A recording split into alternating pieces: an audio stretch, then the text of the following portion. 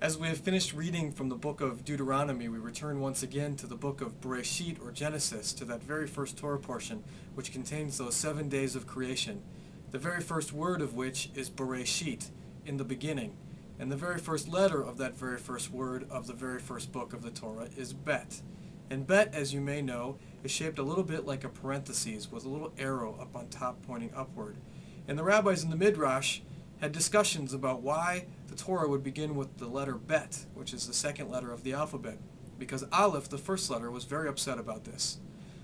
They concluded that Bet is the first letter of the alphabet of the Torah portion, not only because the letter Aleph gets to be the first letter of the Ten Commandments, but because of the shape of the letter Bet and what it reminds us of.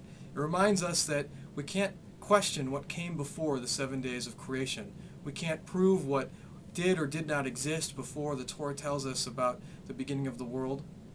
And it reminds us that we can't question what is up above us as it points upward with that little arrow or crown at the top of the letter. We can't question what God is. We can only praise God. It also reminds us that we don't look downward, we only look forward. So with the shape of that letter Bet, we continue forward, and we continue trying to figure out what it is that we were supposed to do in order to fulfill our relationship with God. Bereshit, Bara Elohim, in the beginning God created, and ever since we've moved forward trying to make our world a better place.